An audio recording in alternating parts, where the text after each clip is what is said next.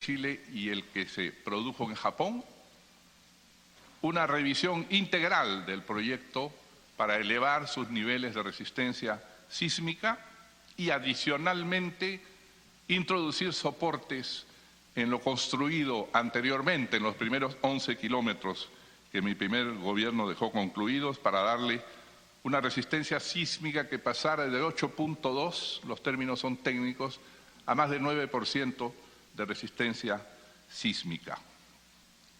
Esa obra fue concluida y entregada en los últimos días de mi gobierno y debo decir de mi satisfacción porque sigue constituyendo uno de los trenes, tal vez el más barato de vía elevada que se ha hecho internacionalmente.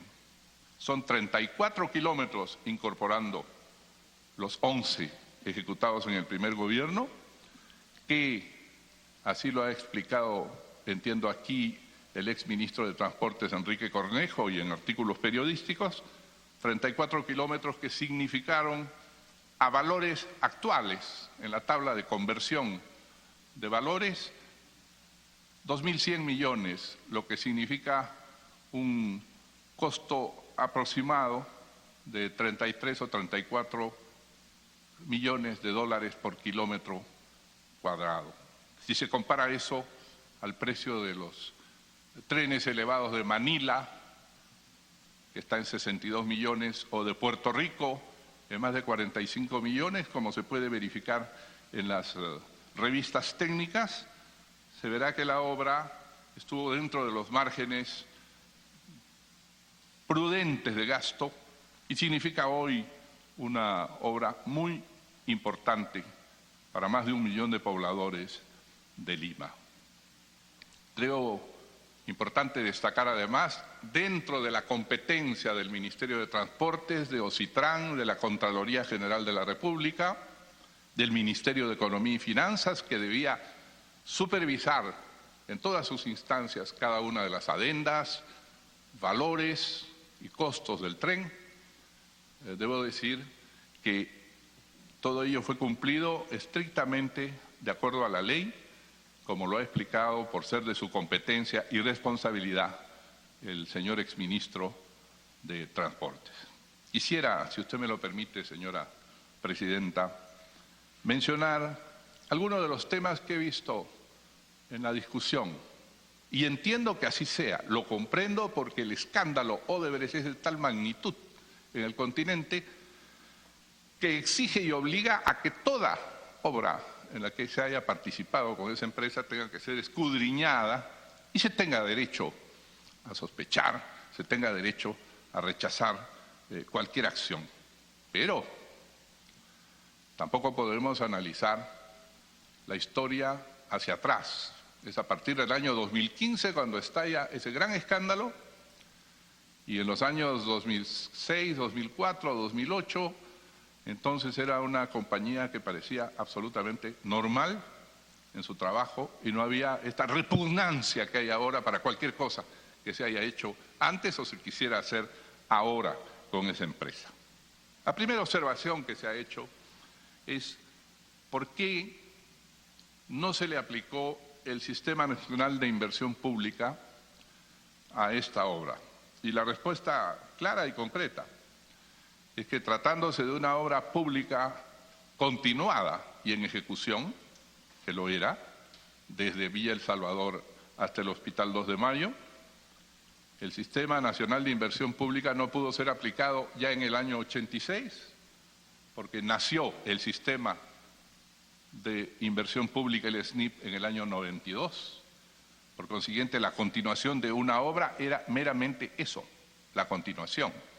Y ya se había hecho los estudios correspondientes a su rentabilidad social en el año de 1986-87.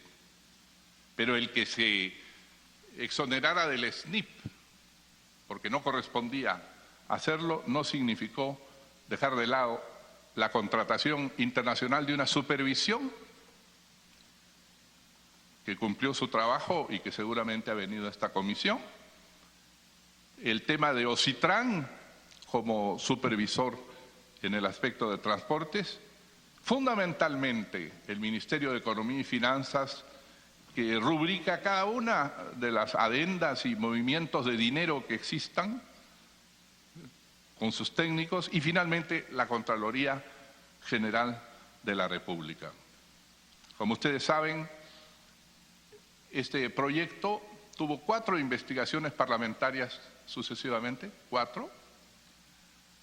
Ha tenido 3 fiscalizaciones de Contraloría, una de ellas ordenada por el propio Congreso de la República, y ha tenido una investigación del Ministerio Público sin que ninguna de ellas haya llegado a una conclusión de dolo o exageración en su costo, porque como aquí seguramente numerizó y demostró el exministro de Transportes, siendo eso de su competencia, el valor del concurso con el cual se abrió el concurso fue reducido en el concurso mismo por la empresa ganadora, y todos los adicionales que se produjeron posteriormente están dentro del valor presente calculado a términos actuales de lo que fue la convocatoria del concurso.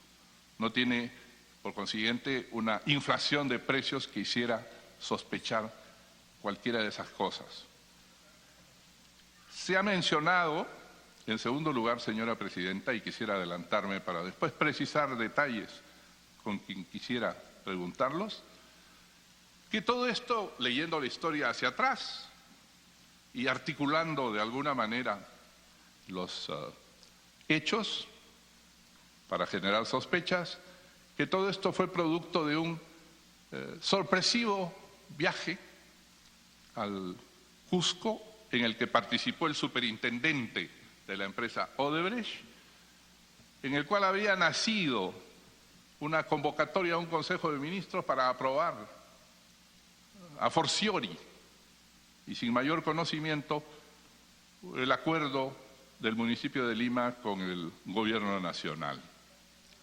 Yo he traído los documentos correspondientes y creo que obran en poder de muchos, aunque algunos medios no los difundan, para demostrar, primero, que el viaje no fue en absoluto sorpresivo. El día 17 de febrero del año 2009 había sido invitado por la empresa Odebrecht a la entrega del mirador de Ausangate y de los primeros 40 kilómetros ejecutados de la obra, y había sido invitado por los alcaldes de Catca y Cauri a una actuación en Catca después de recorrer Huañahuaña, que son los 40 kilómetros mencionados. Sin embargo, el estado del tiempo, muy frecuentemente ocurre en el Cusco, impidió que el avión presidencial pudiera aterrizar. Y esto fue informado por el diario El Peruano y por radioprogramas del Perú debidamente. Suspende viaje por mal estado del tiempo en el Cusco.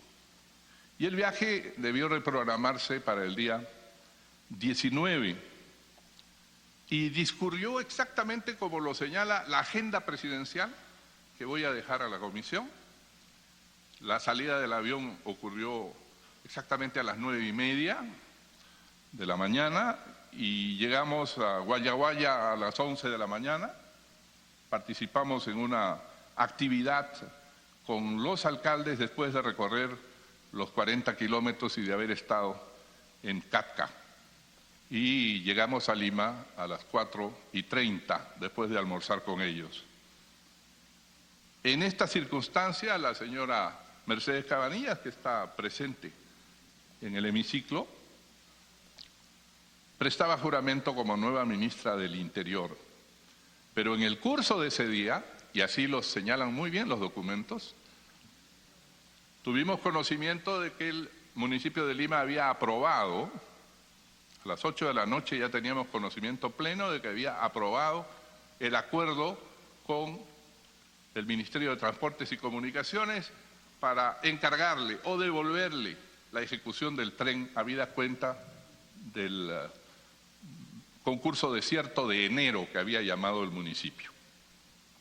Sobre esto también se ha especulado mucho, pero quisiera decir que, por ejemplo, el diario El Comercio del 10 de febrero, decía ya, el municipio de Transportes tendrá a su cargo la ejecución del viaducto porque el municipio de Lima no ha podido lograr un concurso favorable. El día 10 ya sabía el país, y no sé qué otros medios, que se produciría este acuerdo, tal vez por filtración de los funcionarios del ministerio o del municipio. Pero obra también en este documento que dejaré a la comisión la copia del oficio, las cartas del municipio de Lima el día 17, entregando al Ministerio de Transportes y Comunicaciones el proyecto de acuerdo para devolverle la ejecución del tren. El 18, un adicional a ese proyecto de acuerdo, y el 19, en la Asamblea Municipal de Lima, se aprobó ese acuerdo a la hora que, volviendo del Cusco, nosotros como de ordinario, y se puede verificar en todas las juramentaciones de ministros, inmediatamente después de la juramentación y aprovechando la presencia de todos los ministros, celebramos un consejo de ministros para ver cosas del día. En esta circunstancia, el Ministerio de Transportes y Comunicaciones presentó el proyecto de decreto de urgencia por el cual se aprobaba el acuerdo con el municipio de Lima y se encargaba al Ministerio de Transportes todo lo necesario para ejecutar la obra. Es el día 19 a las 8:09 de la noche que esto se aprobó. La observación es, ¿cómo se aprobó si el municipio acababa de aprobar eso? Y yo he respondido a eso mencionando que es un largo camino de entendimiento entre el municipio de Transportes y entre el Ministerio de Transportes y el municipio de Lima. Y en segundo lugar, se pregunta cómo si se aprobó ese día, se publicó el día 28, por la elemental razón que un decreto de urgencia lleva la firma del ministro de Economía. Y como bien sabemos, el actual presidente de la Corporación Andina de Fomento, el ministro entonces Luis Carranza Ugarte, era absolutamente escrupuloso en que cada una de las direcciones o secciones del ministerio visara y estudiara los términos del acuerdo y las opciones para el gobierno de poder financiar o convocar una licitación o un concurso para hacer esa obra. De manera que, si ya desde el día 10 el diario de Comercio señalaba que el Ministerio de Transportes iba a hacer la obra y el 17 el municipio había enviado su proyecto de acuerdo y el 18 el adicional al proyecto de acuerdo y el 19 había tomado el acuerdo, ese día en la noche se aprobó el proyecto presentado por el ministro de Transportes y Comunicaciones, que recién se publicó el 28, con todos los sellos y visaciones del Ministerio de Economía. Se ha mencionado también, señora presidenta, que algún encargado más adelante de la Autoridad Autónoma del Tren de Lima, el señor Plasencia, fue asesor o empleado del Palacio de Gobierno, lo cual rechazo tajantemente. No existe ningún documento, nada que pueda vincular al señor Plasencia, que es un técnico reconocido, que trabajó en gobiernos anteriores al mío, que pueda vincularlo con Palacio de Gobierno. También está presente entre los asistentes el ex ministro y ex presidente del Consejo de Ministros, Luis Alba Castro, que en ese momento había constituido una comisión parlamentaria de seguimiento al shock de inversiones que lanzó el gobierno que presidía. Y como parte de ese seguimiento, es verdad que el señor Plasencia, según lo ha declarado, estuvo en algunas ocasiones en Palacio de Gobierno para requerir las informaciones y en los ministerios, pero en ningún caso fue asesor de quien habla, ni asesor del despacho presidencial. De manera que toda esta construcción del viaje, del SNIP, del Consejo de Ministros, me parece que es solamente una suposición, una especulación a la que tiene derecho cualquier peruano, pero no tiene ningún fundamento. Esto es lo que podría, señora presidenta, decir. Me limité como director de la política general del Estado a impulsar un proyecto que es, y entonces así lo consideraba, fundamental para la vida de millones de limeños, al punto que en este momento se está haciendo su segunda línea. Pero permítame, la señora presidenta, decir algo. Estamos reunidos aquí para analizar si en ese u otro proyecto hubo un mal manejo o hubo algún precio exagerado.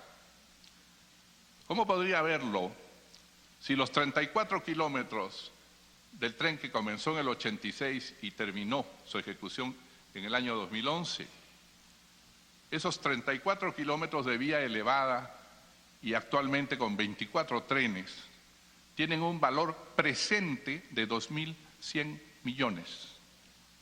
Y esto es fácilmente comprobable a través de cualquier escuela de economía. Traer a valor presente lo invertido desde 1986. 2.100 millones para 34 kilómetros de vía elevada con catenaria, sistemas electromecánicos y trenes. Si usted compara eso con la línea 2 que en este momento se construye, que tiene 35 kilómetros, no 34, esta segunda línea tendrá un costo inicial referencial de 5.800 millones de dólares. ¿Cómo explicamos al Perú que estamos reunidos analizando la obra de 34 kilómetros y 2.100 millones, cuando en este momento y a esta hora se está haciendo una obra de 35 kilómetros, pero de 5.800 millones para comenzar, porque es un valor referencial? Y todo el riesgo geológico lo ha asumido el Estado, por lo cual, por la experiencia de haber participado en el gobierno, imagino que eso terminará costando más de 7.000 millones de dólares cuando se termine, si es que se termina. Entonces, vengo a decir que el tren fue hecho cumpliendo la Constitución y las leyes y que no se puede en ningún caso imputar o suponer que la presidencia de la República tuviera algún interés. Lamento, y en nombre del gobierno y en nombre del Partido Aprista Peruano, lamento y me disculpo porque felones sean capaces de ensuciar un proyecto popular tan importante por el apetito monetario, por la cupidité que los caracteriza en su afán de tener dinero. Pero esta es, señora, mi participación en el tren eléctrico, que debo decir era una de mis aspiraciones, concluirlo y ponerlo al servicio del pueblo. En segundo lugar, señora presidenta, se me ha convocado, entre otros temas, el fundamental, respecto al gasoducto sur. Está presente afortunadamente el ex primer ministro, señor Jorge del Castillo, que presidía un consejo del cual era parte el ex ministro de Energía y Minas, don Juan Valdivia Romero, ante el cual se presentó una solicitud por una empresa gasoducto del sur andino llamada Kuntur, de accionistas norteamericanos, que hicieron una propuesta para construir 1.085 kilómetros de tubería desde la zona de extracción del gas hasta diferentes lugares: Arequipa, Cusco, Juliaca, Matarani e Hilo. 1.085 kilómetros de una tubería de 22 pulgadas que permitiría impulsar progresivamente eso. La característica de este contrato que se firmó el 28 de octubre del año 2008, lo recordaré siempre, en el Cusco, en Sacsayhuamán, era que era absolutamente privado. los 1.500 millones que calculaban invertir los inversionistas eran absolutamente privados. El Estado no participaba, ni el pueblo peruano, con un centavo en la ejecución de ese proyecto. Este contrato, esta concesión, fue hecha, como digo, en octubre del año 2008. Lamentablemente, y no lo atribuyo a los inversionistas, como ustedes saben, a fines del 2008 estalló la tremenda crisis bursátil y bancaria que originó que el año 2009 todos los países retrocedieran enormemente en su crecimiento, a excepción del Perú. México retrocedió menos 7% en su crecimiento, Chile, nuestro competidor, menos 3%, y el Perú alcanzó a quedar por encima del nivel con 1% de crecimiento. Siempre tuvimos una diferencia de 4% anual de crecimiento con Chile y ese era uno de mis propuestas y objetivos de gobierno. Entonces, ante la grave crisis financiera mundial, esta empresa demoró su cumplimiento, su iniciación de obras, de estudios ambientales, y ocurrió al final del gobierno que el viceministro, señor Camac, viceministro de Energía, fue notificado por la empresa Kuntur que había vendido el 51% de sus acciones a la empresa Odebrecht. Pero esto fue el 24 de abril del año 2011, después de la primera vuelta de las elecciones presidenciales. Pero este 51%, todos esperamos, cuando tuve noticia de eso, no voy a ocultar que me pareció que una empresa de la envergadura de Odebrecht podría, con sus recursos o alianzas, tener más fuerza que la empresa Kuntur original y que podría, tal vez, en los años siguientes hacer la obra. Sin embargo, y respondo así a la pregunta, esa concesión se dejó morir. Y súbitamente, el 2014, se anunció primero la anulación de la concesión del gasoducto andino del sur, que era esta inversión privadísima sin participación del Estado, y el 30 de junio del año 2014 nos sorprendió a todos la concesión de un nuevo gasoducto, de un nuevo concepto a la empresa Odebrecht, ahora propietaria, el año 2014, y a Enagas, Odebrecht Enagas, como único postor de una concesión de un concurso que elevó el precio del gasoducto de 1.500 millones, que fue la concesión del año 2008, a 7.328 millones. Pero en este nuevo concurso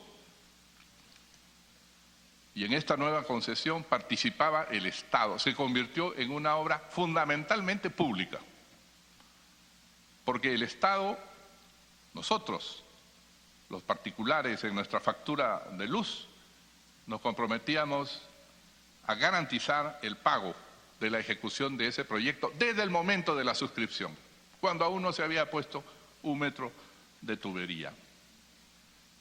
Esto es el 30 de junio del 2014.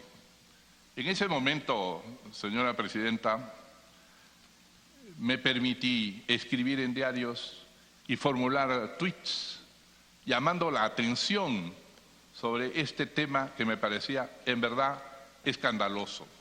Diario El Comercio anuncia: Alan García arremete contra el gasoducto del sur. Y era obvio. ¿Por qué convertimos una inversión privada de 1.500 millones de dólares en una inversión pública con pequeña participación privada de 7.328 millones que vamos a pagar todos en nuestras facturas de luz y que ya hemos pagado hasta que el Parlamento afortunadamente detuvo esa sangría, esa exacción para un proyecto que no ha explicado bien a pesar de todo lo que exigí, no se explicó nunca por qué había aumentado ese precio. Se mencionó que el diámetro de la tubería había aumentado de 22 a 42. Y la primera pregunta es, ¿y dónde está el gas que va a permitir transportar gas en un gasoducto de 42 pulgadas de diámetro? Nunca se respondió a esa pregunta, de manera que era un gasoducto que pagábamos todos los peruanos, que se iniciaba en un lugar donde no estaba probado que existía gas, para llegar a lugares en los que no había todavía consumo de gas por los años siguientes, pero todos teníamos que pagar la ejecución de ese gasoducto antes que se pusieran los primeros metros de tubería. Quiero decirle, señora presidenta, que protesté contra esto y lamento mucho que el Congreso de la República nada dijo sobre esto. Tal vez porque se suponía que Alan García quería ser candidato sobre esto, tal vez porque consideraban que yo tenía alguna envidia de tener un contrato privadísimo de 1.500 millones y que ellos conseguían un contrato que pagan todos los peruanos por 7.328. Y creo que esto muestra que no tenía ningún interés que resguardar, ni ningún secreto que guardar con la empresa que tenía a su cargo esto. De haberlo tenido, como hacen algunos que recién recuperan la memoria cuando los obligan, yo hubiera tenido que guardar silencio en ese momento y decir, quédense ustedes, hagan la obra. No, señor, no aprovecho de esta respuesta para invocar mis propios valores, pero digo que no tenía la lengua atada por ningún compromiso, ni tenía la lengua atada por ninguna cuenta, ni transferencia, ni secreto. Lamentablemente, a pesar de todos mis esfuerzos y mis artículos y mis tweets permanentes contra la licitación del gasoducto sur que consideraba ominoso para la economía peruana, no se hizo ninguna comisión investigadora, no se dijo nada, y los propios medios de comunicación, tan solícitos en hacer críticas, nada dijeron, nada estudiaron. Me pregunto yo qué intereses había en ese momento. Le toca a otros investigar qué intereses habían. Pero esto es, señora presidenta, lo que toca, está presente también, podrá participar el presidente del Consejo de Ministros para ampliar esa respuesta, si usted lo considera posible, pero esto es lo que toca al gasoducto. Sé, tal vez por eso se ha incluido en el pliego de invitación, que cuando ha sido preguntado el señor Marcelo Odebrecht por los fiscales en Brasil, dijo que el presidente del Perú tenía mucho interés, refiriéndose a mí, tenía mucho interés en que se hiciera el gasoducto sur. Hombre, ¿y qué peruano no tenía interés en que se haga el gasoducto sur? ¿Quién podía no tener interés en que se haga el gasoducto? ¿De qué manera? Es otra cosa. Y ellos, faltando 2 meses para terminar el gobierno, compraron 51% de acciones, pero 3 años después convirtieron este contrato en algo que en mi concepto no era positivo para la economía nacional ni estaba justificado.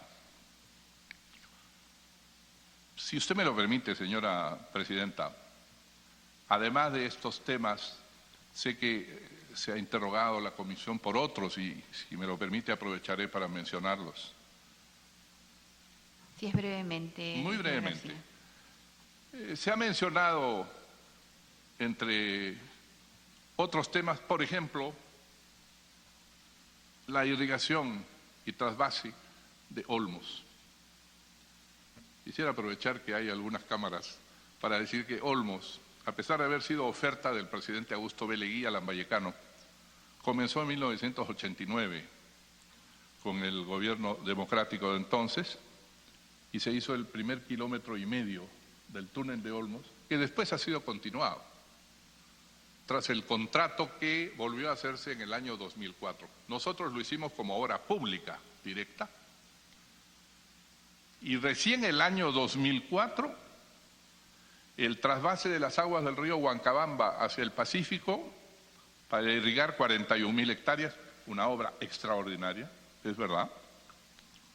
Fue contratada y concesionada a la empresa Odebrecht por el gobierno central, presidido entonces por el señor Toledo y sus ministros, por el gobierno regional de Lambayeque, al cual se encargó la ejecución y administración del proyecto con Odebrecht. Me sorprendió en el año 2004 que se hiciera esta firma, a pesar de lo descentralista que mi gobierno fue después. Consideraba que era una obra de una enorme dimensión que requería espalda financiera, espalda técnica por parte del Estado. Pero así fue firmado. Yo entendí que lo que se hacía, porque así es la política, señora presidenta, era iniciar una obra pero entregársela al gobierno regional en la posibilidad de que el adversario político de entonces ocupara la presidencia no tuviera la gloria de impulsar la obra de Olmos. Nosotros respetamos ese contrato. Y a diferencia del tema del tren eléctrico, donde el municipio metropolitano, él mismo, aceptó que no podía convocar un gran concurso en medio de la crisis, nosotros respetamos que el gobierno regional de Lambayeque continuara todas esas obras. De manera que tanto la expropiación de tierras aprobada por el Congreso como la aprobación del crédito de la Corporación Andina de Fomento para Olmos fueron hechas por el gobierno del señor Toledo y fueron ejecutadas por el gobierno regional de Lambayeque. Ahora bien, habiéndose ejecutado gran parte del túnel, comprendo yo a la empresa que termina un túnel y no tiene a dónde llevar el agua, salvo verterla en las pampas, y no tiene a quién vender o cómo recuperar recursos de esa agua. Entonces, entiendo, y no presupongo ninguna maldad, que el gobierno regional de Lambayeque hiciera un contrato de concesión con la misma empresa del túnel para concesionarle la irrigación y los componentes de distribución de agua por 25 años de las 41.000 hectáreas. Y este era un acuerdo entre el titular del contrato, Gobierno Regional de Lambayeque, y la empresa Odebrecht. Sin embargo, y esta es la única participación que tuvo el gobierno central, sin embargo,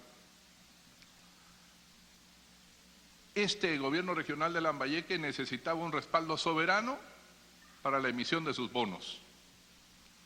Por tanto, necesitaba la aquiescencia y la afirmación del Ministerio de Economía, que entonces tenía a su cargo Mercedes Araoz, hoy primer ministra. Y Mercedes Araoz, con mucho cuidado, prudencia, patriotismo, extremó el celo para lograr que se obtuvieran las mejores ventajas en esta concesión. Y según lo ha declarado, y dejaré también sus declaraciones a la comisión, que seguramente las tiene o la ha entrevistado, obtuvo un mejor pago por cada hectárea de tierra y una mejor devolución de recursos para pagar lo que el Estado había comprometido en la ejecución del túnel. Redujo el margen de pago para el túnel y además aumentó los recursos. Los periódicos han especulado de por qué en el acto en que el gobierno regional y Odebrecht firmaban esta concesión, participó el presidente, porque es una gran obra.